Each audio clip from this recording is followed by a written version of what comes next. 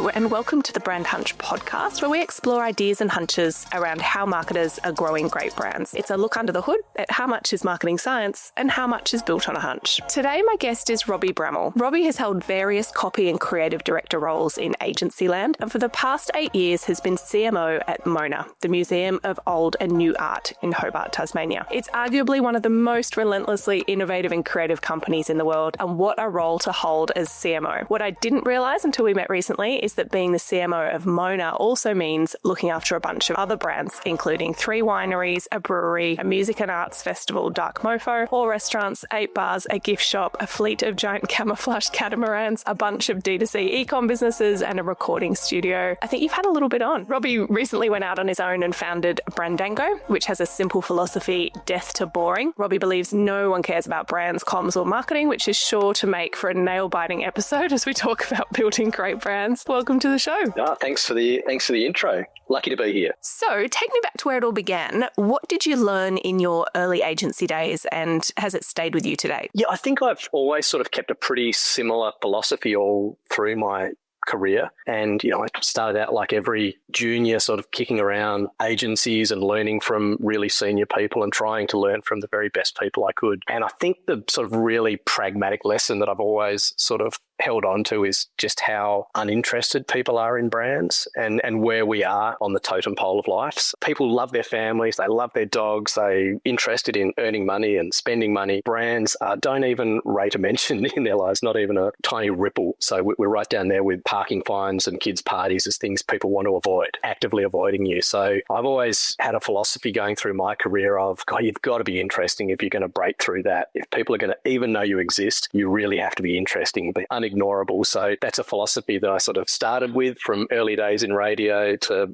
all the way through my agency adventures. And do you fundamentally think brands should have a role in people's lives, or are they just purely a function? I mean, we're there to help people buy things for certain. So there's absolutely a role for marketing and brand sort of is a shortcut, isn't it, for understanding the product. We just can't overstate how important we are. And you can get wrapped up with it when you're agency side or client side. You think what you're doing is the most important thing in the world. But, when you get a bit more market oriented, you realize that customers aren't probably as passionate about what you're doing as you are. So you've sort of got to taper what you're doing for that audience rather than your own feelings. Take me back to your first job out of uni, and what did that sort of teach you along the way? Oh, so first job was, I actually started in radio. So I was a radio copywriter here in Hobart in Tassie, and I was writing a radio ad every half an hour for 2 years. So I wrote about 4,000 radio ads, and I was having to write the ad, sell it into the client, which we'd fax it through and then read it through to them on the phone, and then make the changes and then go downstairs and produce it and then be on to the next one in the next half hour. So ruthlessly efficient at this process I am. But I reckon in hindsight, that was a really good grounding of just understanding clients and understanding what they care about, as well as those client wrangling skills that you sometimes learn a little bit later in life. I got that straight off the get-go. So yeah, the days of radio, I look back with fondness at, some lessons learned. I remember in my uni days, we had a radio class and we were sort of forced into what is your single-minded idea? You've got a 30 or a 15, like a really tight amount of, succinct copy is way harder than rambling on, but great lessons. And I guess, being really succinct with a clear single-minded proposition in a short amount of time is a great skill to hone early on. I love radio.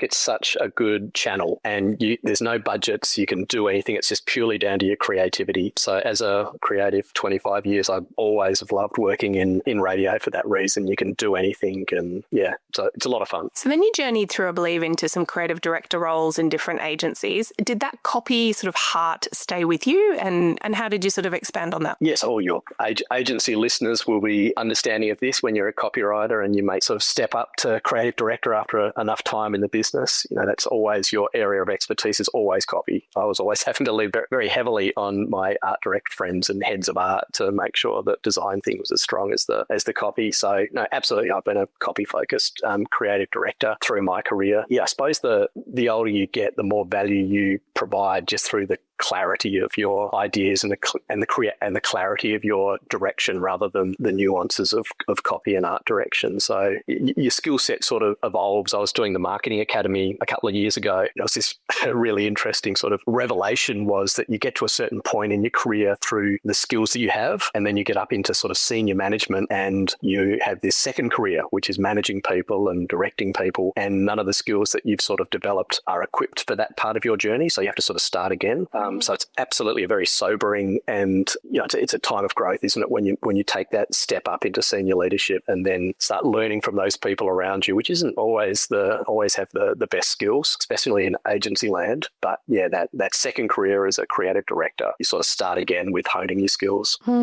We talk a little bit at Cello internally around becoming a manager and less on the tools and more helping other people, be optimized and run faster, and the focus of the role completely changes, which you're right, is a totally different skill set. And I think people come from all different backgrounds, having had great managers or terrible ones, and sort of their own version, therefore, of how they see a great manager moving forward. Totally. I mean, you can mourn the career that you had and the skills that you had, or you can embrace what you need to do for the team. And yeah, absolutely, the skills that you need for that second half of your career, you can learn what not to do from people that you've come up with, but hopefully you had some really good mentors as well. You learn what to do. On that note, what have you found has worked for you in terms of getting the best out of creatives that you manage or work alongside? You try and provide as much clarity as you can and definitiveness as you can. And you don't always know the answer, but as long as you are projecting this confidence that this is the right direction, then providing those fences for creatives to then play within is so much more reassuring than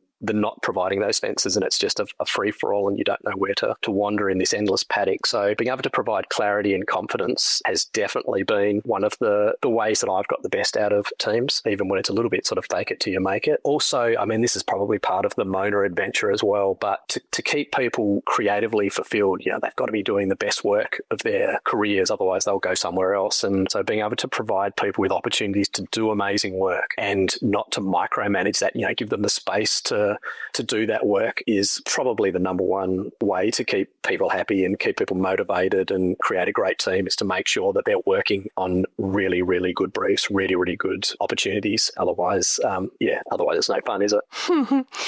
I imagine that the itch from agency land into sort of wanting a brand role was maybe more of the implementation and ability to see an idea through to execution. That's a hypothesis, and tell me if that's right. But tell me a bit about your journey from agency and then eventually over into Mona. How did you land the role and what was the impetus for you? Yes, I did the usual agency thing where you just sort of work at all the good shops that you can, from your Saatchis and your BBDOs and your DDBs. And, I did that for 15 years. And then eventually I got the call up to return home to Tassie to take on the Director of Marketing and Comms job at Mona, which is sort of a combination of CMO and creative director. And they were looking for someone that would bring a bit of commercial rigor to their cultural nonsense, and it would be as interested in the commercial brands that they had as well as the cultural. And so I sort of fitted that. I'd been up in my career has always been sort of doing really interesting, innovative stuff on quite commercial brands. Mona has a lot of those, as you mentioned in your intro. It's about 30 brands. So it sort of matched my skill set, and I was looking to return to Tasmania, and so I had the meeting with David. So for your listeners that may not know, David Walsh owns Mona, and he's sort of like one of the biggest gamblers in the world. He's a statistical and mathematical genius and makes all his money from gambling, and he owns Mona. He's one of the cleverest people in the world, and most of what he says I don't understand.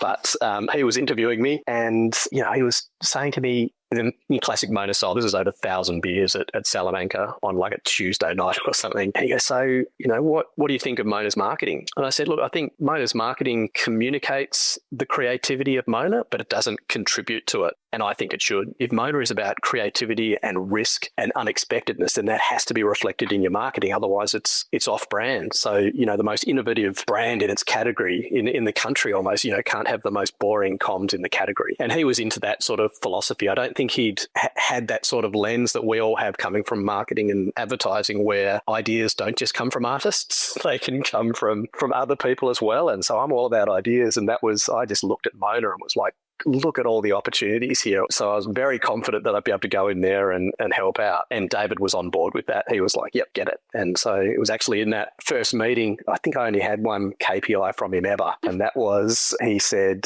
and this was probably the 1001th beer that night, he's like looking at me, it's about 1 a.m. in the morning, and he goes, hiring you will probably be the biggest mistake that I ever make. Because this could be the start of Mona's drift to the middle. Don't let Mona drift to the middle. Fail if you have to, upset people if you can, just don't let Mona drift to the middle. And that, as a marketer, what an amazing brief to get. So, disruptive and interesting and distinctive marketing has to follow if, the boss is telling you to stop us drifting. If his major fear is that bringing me in is going to make the place, more beige and more like old porridge, then great, I've got to prove him wrong. How incredible. And if you're going to have one KPI, that's a pretty sweet KPI to have. That's a good one, isn't it? So over the subsequent 8 years, how has David Walsh's perspective shaped yours and vice versa? Yeah, so David hates marketing, and he told me that he reckons marketing is a snake eating its own tail. And this is, I think he means advertising or promotion. Unbeknownst to him, he's really good at marketing. And so Mona had this ethos of show, don't tell. Everything was earned media. So no media budgets. It was, we only do things because we want to do them. And Dark Mofo being a really good example of that. You could, a normal business might have gone, all right, let's create like a campaign to drive visitation in winter because, it's Mona's at its emptiest or something. There's not many people here. And Mona's, because David doesn't like spending money on things he doesn't like advertising. He was like, oh no, we'll put on a festival in the middle of winter and we'll drive visitation. We'll do something that'll drive visitation. And that's very much the Mona method to show, don't tell. And, there's absolutely limitations on that strategy. But it was an eye-opener to me just how effective that was. And, the other really, and this would be a good one for Brand Hunch, where we're going, how much of this is science and how much of this is gut feeling. David has this philosophy of don't pander to the audience. Sort of one of the tenets of Mona is don't pander to the audience. Don't give them what they want. Don't listen to them. And so for those of you who have been there to Mona, it is a really divisive experience. Mona's positioning is unexpected, divisive and hedonistic, which for a tourism business that's white space right there.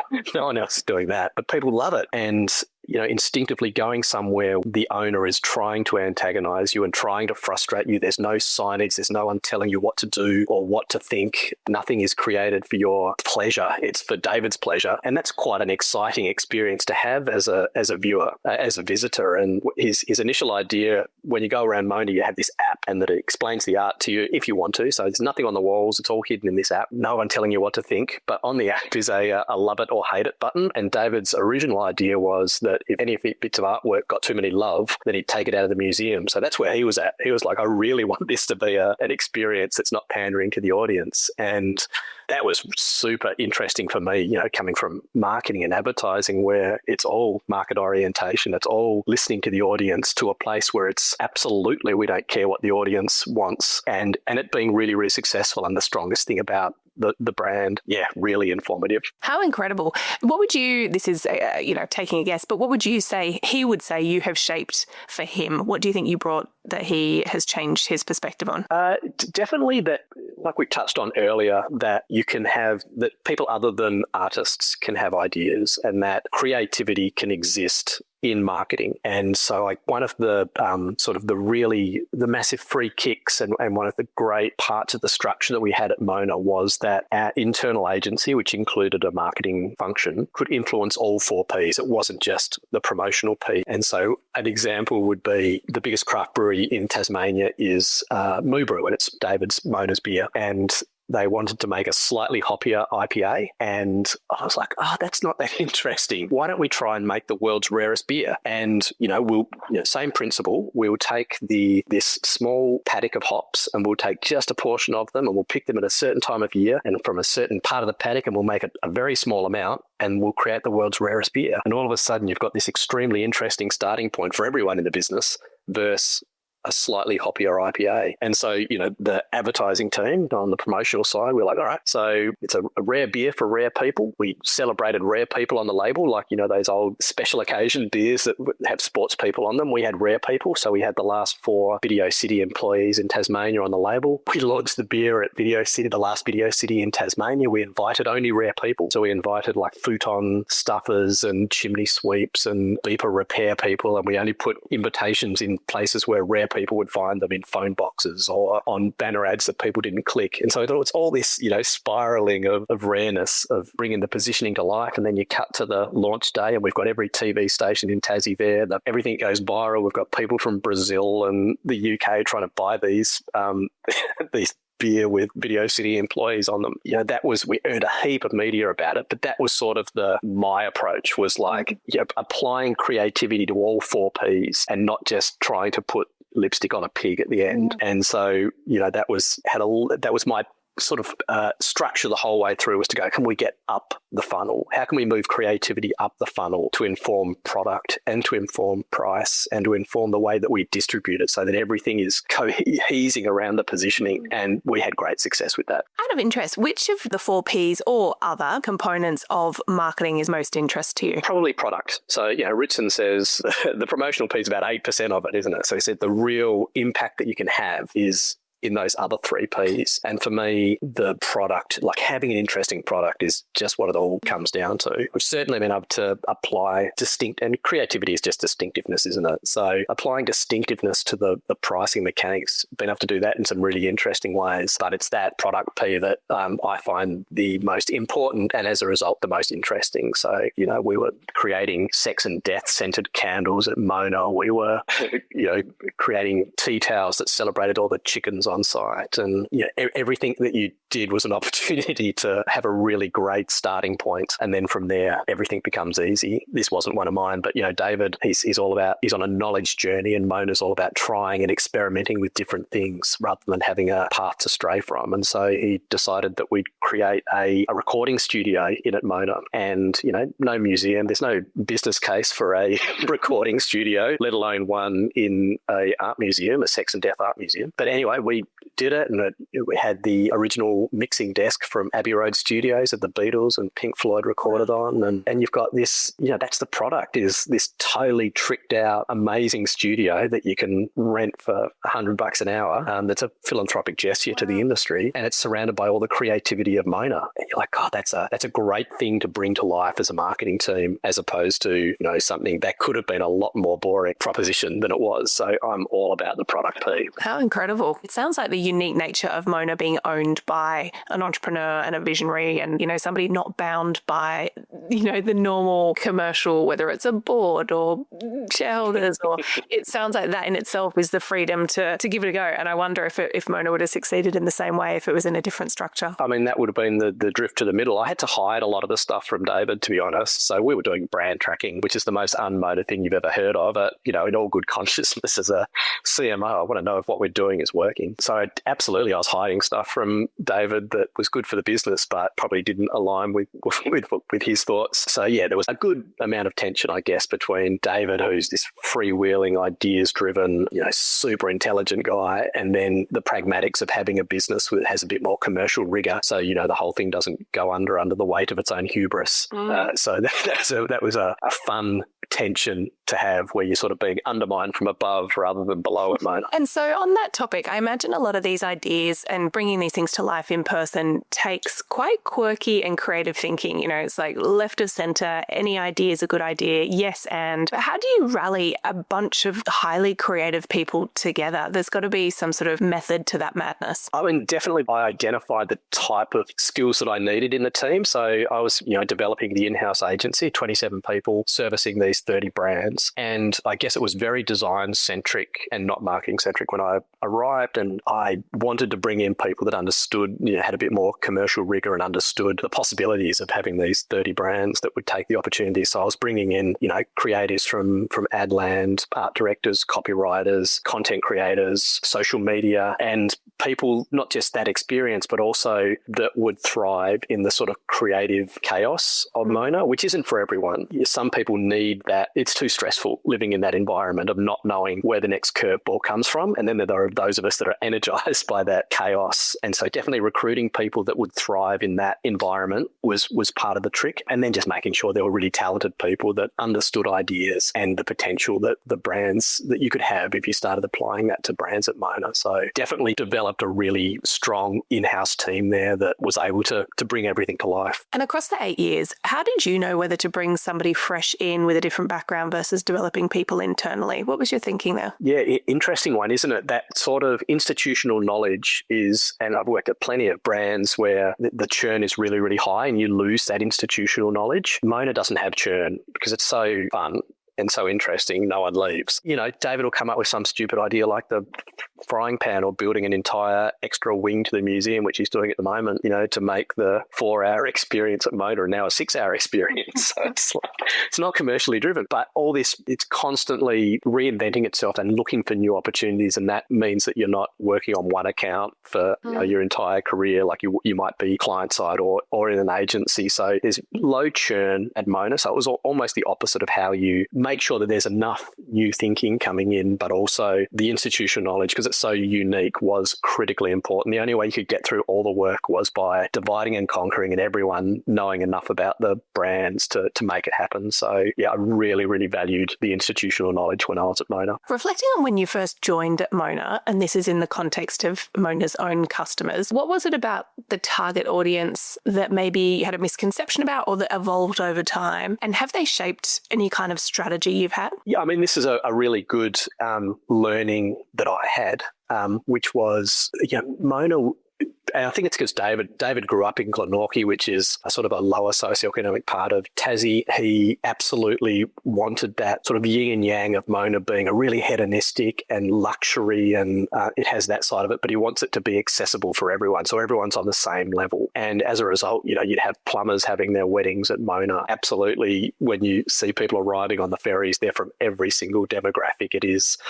less about a specific demographic audience as opposed to people that are experience seekers looking for that sort of experience that they know they're not going to get anywhere else. Again, unexpected, divisive, hedonistic. It's all shorthand for a fun experience that people weren't expecting. And so that was an eye-opener, just seeing how broad the appeal of something that a sex and death museum could have. So that was really, really interesting. We're all about driving inbound visitation into Tasmania. That's the main dish here for driving visitation. How do you increase the number of people coming to Tasmania? Mona had really, really high conversion of those coming to Tasmania and then going out to Mona. And so, it was why I created the first sort of brand campaign that Mona had ever had, because what I was noticing was, and when we looked into the data, we have these big spikes of earned media throughout the year when there'd be a festival or bury someone under a road or there'd be some sort of controversy. And so you'd have these big spikes and then Mona's awareness would disappear again. And, Mona, you stop having that top of mind mental availability. And so we needed to bring in a bit more always-on philosophy so that when people were thinking of travelling, Mona would be there and Tasmania might become that choice. And so you couldn't do that with just the splattergun of earned media that is Mona's sort of stock in trade. So that was where I sort of bit the bullet and pitched to David that we need a always-on brand campaign. And so had to do that in a really, really Mona way, obviously. So the don't drift to the middle ringing in my ears. And again, that brand positioning of unexpected, divisive and hedonistic. So we created this brand campaign, which was, we went to TripAdvisor, found the worst reviews that we possibly could, and then turned those into our first brand campaign, and we called it the best of our worst reviews. And so it was really lots of out of home in Melbourne, Sydney, Brisbane, a lot of video on demand, heaps of social, really omni-channel, lots of radio, obviously. And it was amazing, the impact that had. And the real litmus test for me was that people sort of knew less about Mona at the end of the campaign than they did at the start. There were headlines like, I got yodeled at for no valid reason, 1 star, or my wife's asthma played up big time, or someone else had written, I paid $28 to watch a machine take a jokes on me. So it was not revealing anything about not dialing down the unexpectedness of Mona, dialing it up by showing how divisive an experience it is. And the end result was the first 3-month campaign there, aided awareness went up 10% and visitation went up 25%. Wow. And that was just through a really modest, absolutely nothing compared to what proper brands spend. That was a really modest spend. But you compare that to, I think in the last 6 months that I was at Mona, they earned about 155 million in earned media. And that was from two really big things, which was the ladies lounge, which was Mona had this installation in the museum, which was only for ladies. Men weren't allowed in there. And we got sued by a man for discrimination.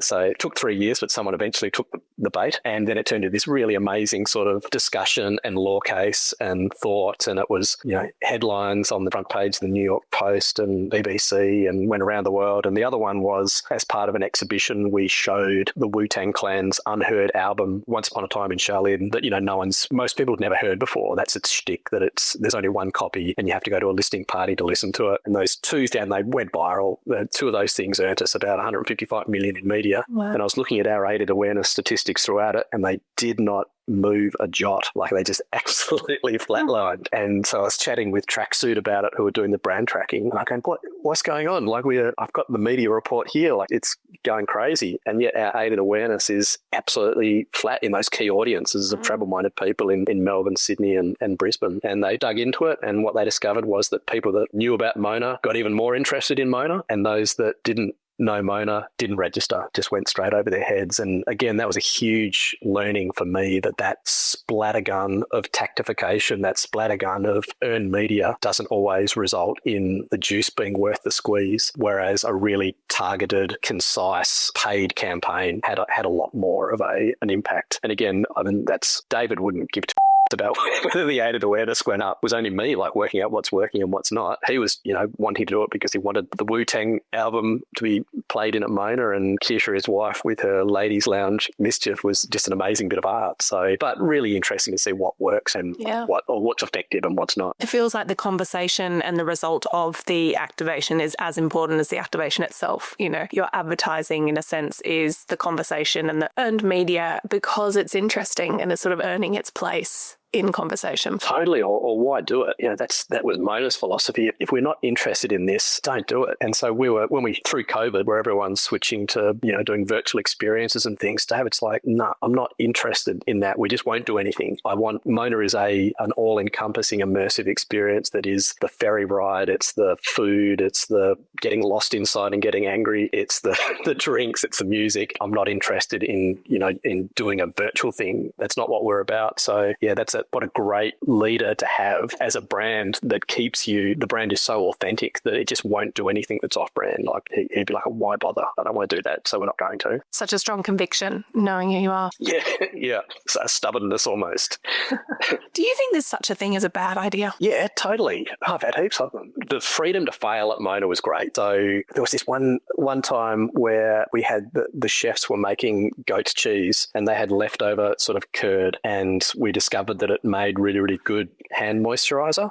And so we were like, we'll turn that into a product. And so we turned it into this, luxury moisturizer, which was made from leftover goat's cheese. And yeah, we called it hand cheese and sold it in a Mona gift shop, this breakthrough in moisturizing technology, and didn't sell much of it, to be honest, but we still really liked the idea and liked the intention behind it, which was, it could work or it couldn't work, but it shows an intention, definitely on brand. And David's all about that. So it sort of leads to a sort of a bigger point, not about ideas, but about investment. And so David believes that sort of mostly everything is down to luck. So you have to play the odds. And so he's got this theory of investment and gambling, which he calls the theory of asymmetric upside, where he goes, you take 10 big bets that have a really, really high upside and a low downside, and 9 of them will fail, but 1 of them will pay out and you'll earn more money that way than you would by any other way of investing. And so he applies that to his gambling and he applies that to his investment. So Mona is one of those moonshots. And yeah, like sort of reading into it, it's not that radical.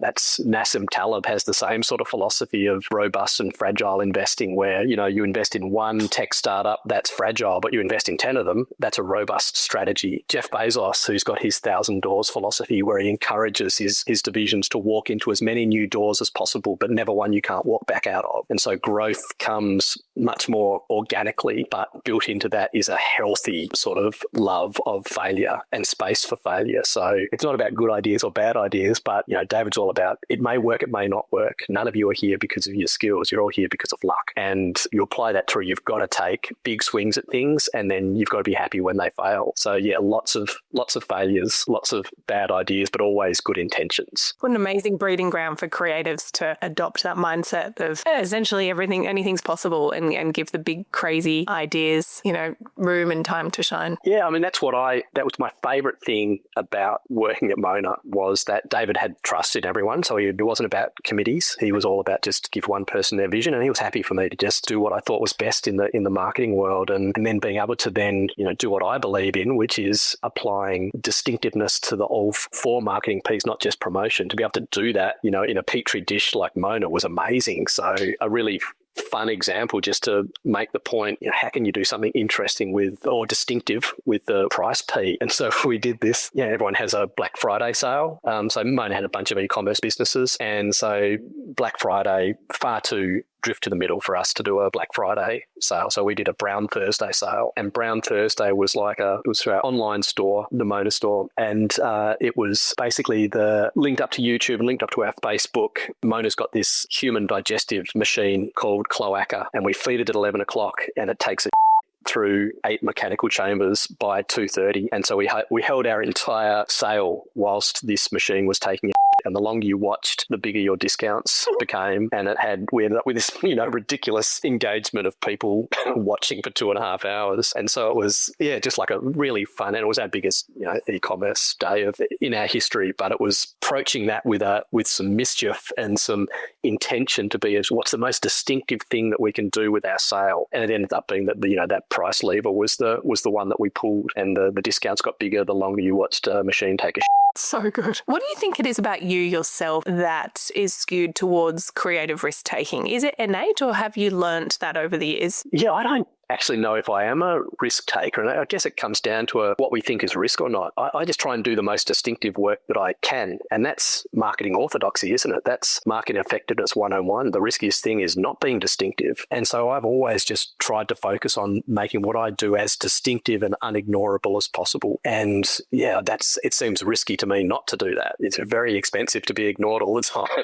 The starting point for any marketer should be, let's make sure that people know this thing exists, and I've always had that as part of my sort of DNA, to make sure that whatever I do is interesting enough and worthy of people's attention. And I guess that's just fertilized and grown during my experience at Mona, because you see how effective that can be, that when you start with really amazing products, or you develop really amazing products, then making them as disruptive and interesting as possible for your audience turns out to be the most effective way to market. Why do you think brands don't take more risks and move away from traditional advertising into being part of the conversation? What do you think's the blocker? I reckon it's this whole idea of brand positioning and who has ownership of that. And so your brand positioning is just what people have in their mind about your brand. It's what they think of you. It's not what you think of yourself. And so it's created by those thousands of actions that you've taken for the life of your product. That's your brand positioning. It's created by that. And I don't think brands and companies embrace the power of that. You should be able to go from employee to employee and then know what the brand's positioning is, because they're contributing to it every single day. So for Mona, with its unexpected, divisive, hedonistic positioning, everyone knows that, and everyone helps contribute to that, from the way that they act from day to day, the way they interact with external providers, the products they create, the festivals they program, the food that they order. Like, everything is working because that's what the brand does. And all of a sudden, everything is much more cohesive that way, and not just, the brand is a custodian by a couple of people in the ad department or something. And so I think that's the real strength of a brand positioning, when it's actually embodied by everyone in the company, and everyone contributes to it with everything that they do every single day. Patagonia would be a great example of that as well. There's absolutely no mistakingness from their employees of what they're about. So everyone contributes to it. So these ideas and these ways to bring that to life can come from anywhere in the business, not just from a creative department. And I think that's the real strength of brand, when everyone is contributing to it and cohesing it. If traditional advertising was banned tomorrow and no brand could run any billboard, TV ad, any digital placement, and brands had to get more interesting and more part of culture and conversation, do you think that would make for a better society and world? Or do you think it would become too crowded? And in fact, the beauty of Mona and other brands that have broken through is because it's sort of reserved for the few. Yeah, I'll come back to that sort of idea of the drift to the middle. So it doesn't matter what the mechanic is, but if everyone starts doing the same thing and replicating what everyone else does, and it all becomes these little micro optimizations, that's not the recipe for above category growth. That is it's a false economy of diminishing returns. So you'll see it with YouTube, you see it with brands, content creators, where people see what works and then they copy it, and then it diminishes it and it becomes less and less interesting until it's, last week's Weet-Bix. And what was creative and interesting is now basic because everyone's doing the same thing. So David's advice was always, when you see the middle coming towards you, you've got to jump out of the way and get back to the edge again. So, if no one's doing traditional above the line advertising, go and do traditional above the line advertising, because you're going to stand out again. You're going to be that on the edge and acting differently and in a distinctive way. So it's really, it's not in a vacuum. It's what everyone else is doing. And at the moment, you'd feel it, don't you? The homogeny of culture and the homogeny of the way brands act. And so using that as an opportunity to step out to the left, to get to the edge, that's where the distinctiveness lies, and the gains lie through innovation, not just through imitation and iteration. So you've now started your own consultancy, Brandango. How do you retain that same excitement, exuberance, pushing the limits, pushing forward, but now with new bosses, and new external brands you're consulting with? How do you balance that without getting frustrated? There's definitely a filter to it. Like, you come to Brandango because you buy into this idea of death to boring and doing really, really distinctive work. So it's sort of self-filtering. So I love that I can partner with like-minded brands and people. So that's my intention, that I'm not, wasting people's time if they want to be doing work that's not that distinctive and doesn't stand out from the category, and they're not interested in generating excess share of voice. Then there's plenty of other places that they'd probably be more comfortable with. So I'm absolutely about identifying people that share that same sort of ethos of getting noticed and doing work that is actually going to cut through the category and, rail against category norms. That's actually the least risky thing that you can do. It's finding those like-minded clients that share that journey. That's what I'm doing at Brandango, applying the creativity and distinctiveness to all 4 Ps rather than just the promotional P. So it's good fun. But, sex toys in New Zealand and a few companies in London and Sydney and Melbourne. So keeping me busy. What's the creative scene like in Tasmania? What's it like being a creative? Is there a great sort of creative culture and community? Is that growing? Tassie has always been a really creative environment. I think it's that theory of, you get to the end of something and like a continent, and there's nothing but water, and so everyone sort of just has to make their own fun. And Tasmania's always been that. It's always been a hotbed of art and making, and Mona just sort of gave that a little bit of confidence and a little bit of, I suppose, recognition on the wider stage. So it's always been there. Mona just sort of supercharged it, and now Tassie is renowned for, taking risks, doing things differently. You look at the way that BMF bought Come Down to Air for Life in that category, and that they really nailed that sense of it is a different experience down here. And so the creative industry down here is really, really strong. We don't have, I always imagined, wouldn't it be great if we were like, the New Zealand of Australia, where you had these disproportionate number of agencies down here for the population. But I think people sort of moved on from that. They're like, I'm going to start my own thing, my own software company, or my own whiskey, or my own bike track, or my own floating sauna. So there's absolutely, everything feels really possible down here in Tassie, much more possible than in the mainland where it feels difficult. So lots of entrepreneurs, lots of doing things differently, because that's what people expect from Tasmania, and some fantastic sort of advertising agencies down here as well. But it's a really healthy creative culture in Tassie. In terms of who you admire, what's a brand move that you've seen recently that made you go, damn, I wish I'd done that? I really like Sabrina Carpenter's collab with Fortnite. So, Sabrina Carpenter 12 months ago, she was just side stage at Coachella, and now she's like the biggest star in the world, and that's not by accident. And so she's made all these, the Sabrina Carpenter, the brand, they've made all these really great decisions, and partnering with Fortnite so that now everyone's social feeds have been full of Sabrina Carpenters with machine guns for the last 4 months. The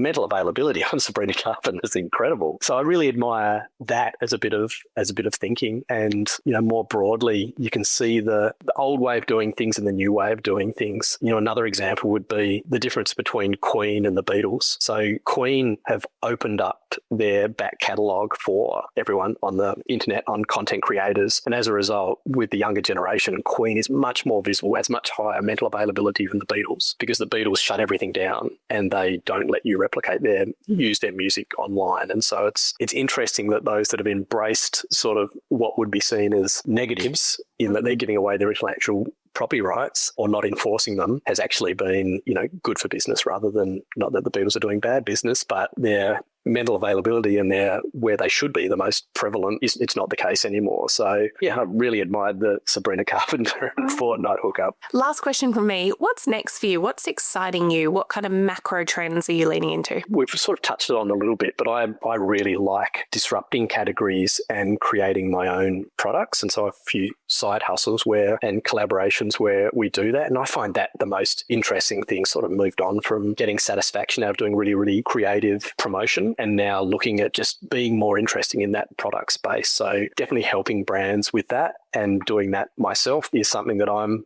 leaning into. I'm really aware of the homogeny of everything at the moment and how same everything is coming and that drift in the middle. So the macro trend of homogeny is definitely one that I try and rail against. And again, given the economic conditions, that over-reliance on performance marketing crack would be the other one, that encouraging clients and brands to make sure they're investing enough in brand and not just relying on performance marketing because of the economy. The long and the short of it, I've definitely noticed it when we were at Mona, sort of the safety net of performance marketing sort of creeping up and having to really defend the brand space. So they're the negative macro trends, aren't they? Homogeny and performance marketing.